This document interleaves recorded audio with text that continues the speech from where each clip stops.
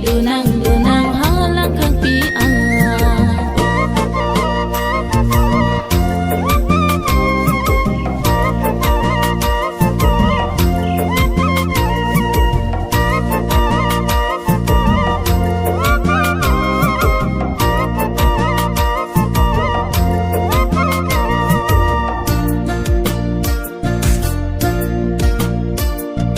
Lukhi mon aron nang kiklang adim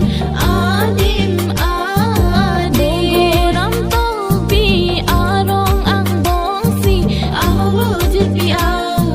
to van long ri isi amen chilong si kero kai cho chimit mi pinto van pi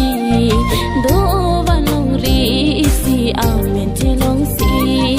kero kai cho chimit mi pinto van pi da oi mari to van dunang da oi mari to van dunang da oi mari dunang ha do van pi da oi mari to van dunang da oi mari to van dunang da oi mari dunang dong je mang long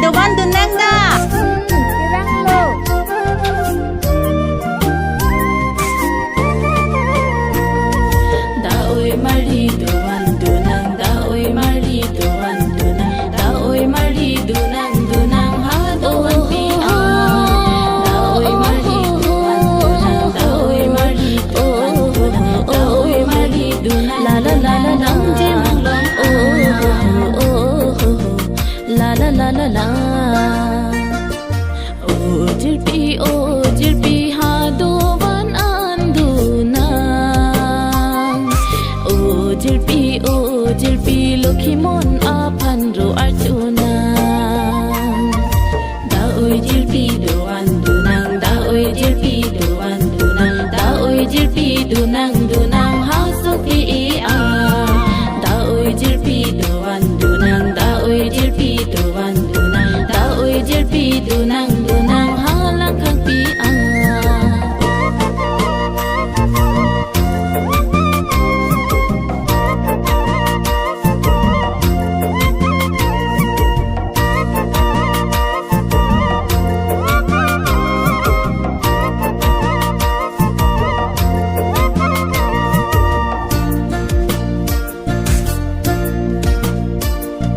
Lukhi mon aron nang kiklang adim ram to pi arong ang bongsi awo jirpi a to van long ri isi amen tilong si ke ro kai cho chi mit mi pin do van pi do van long ri isi amen tilong si ke ro kai cho chi mit mi pin do van pi da oi mari do van du nang da oi mari do van du nang da oi mari du nang ha do van pi a da oi mari do van du nang da oi mari do van du nang da oi mari du nang dong je mang long a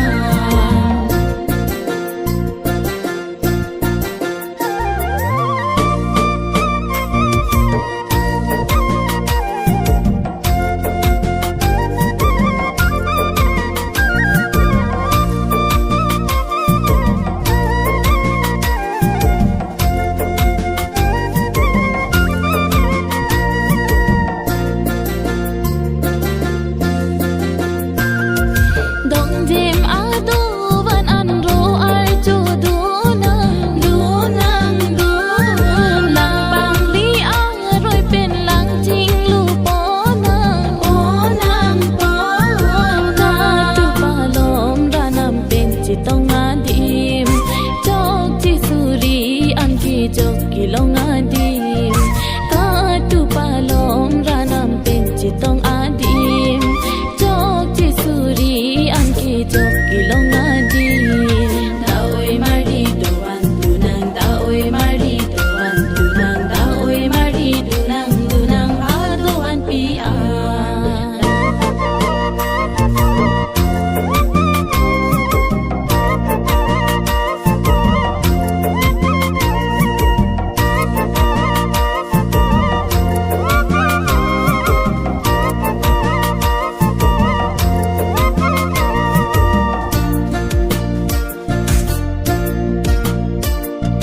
so pi a don kam keng kam ka chi pi hem ko lo ki mon nang men ta ra si o ko lo ki mon na ka